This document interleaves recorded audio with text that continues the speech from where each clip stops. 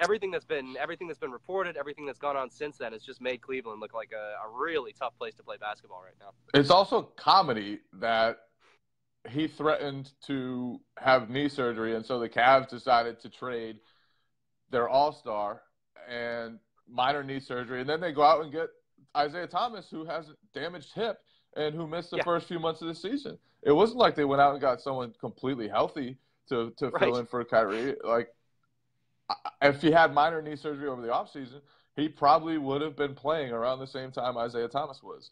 So but at the same time, if someone's threatening knee surgery, he's pretty serious about wanting to leave your team, and at that point, like, you're risking losing him in a year. You're risking losing out, or 2 years rather. You're risking losing out on the best offers for him with the trades because he still has 2 years left on his contract. But it's a mess over in Cleveland. I mean, from the very top, you've got Dan Gilbert potentially thinking about selling the team, apparently. You've got LeBron James, who's a free agent.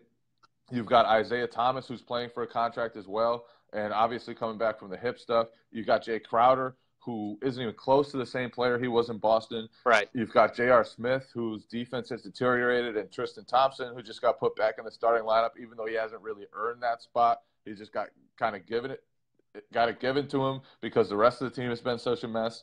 So this is going to be like one of the greatest tests, I think, of LeBron's powers. If he can take this team to the finals, then, I mean, we obviously know he's one of the greatest players ever, but this would be a special accomplishment, I think, to take this team that's kind of in tatters and giving up so many points. I think the other huge factor, obviously, is just Isaiah. If Isaiah gets back to Isaiah, the Cavs are going to be so tough to stop. I think they'll outscore anybody in the Eastern Conference playoffs. But Isaiah has to get back to being Isaiah, and he's not close to that right now. He's not moving like Isaiah. He doesn't have that burst with his little hesitation, spin dribble to get by guys and get to the hoop. He's just not who he was last season when he was so damn good in bringing the Celtics to the Eastern Conference Finals. That's been the toughest thing to watch for me.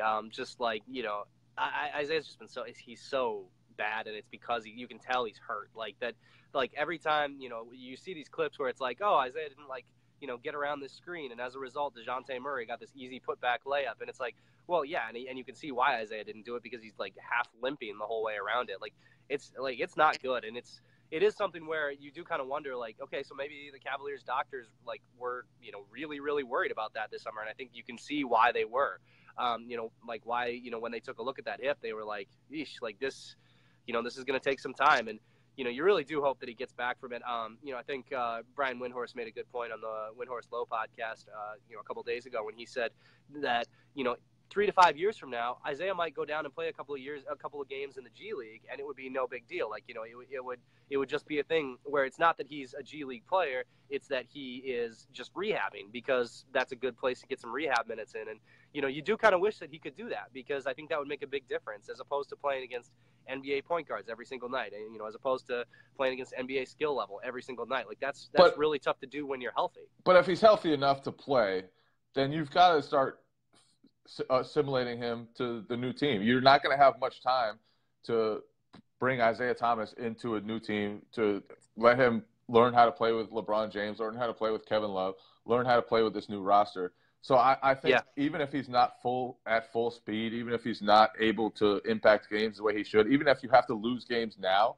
the Cavs, all they want to do is get to the playoffs. Once they get there, it's fine. They don't care about home court. They don't care about anything else. Yeah. If they're right in the playoffs, they think they're going to make the finals. And they think that because LeBron James has made 7 straight NBA finals. So the key thing for them is getting right. And I do think that there's a learning process with learning how to play with Isaiah, and that even if he's not right, and even if he won't be right for a little while, that rehab process, I think it makes a difference for him to learn the Cavs while he's doing it. And obviously they're going through some stuff right now. I almost just coughed on this, man. That would have been bad. But they're going through some stuff, and Isaiah needs to get back. There's a huge difference between what he was last year and what he is right now.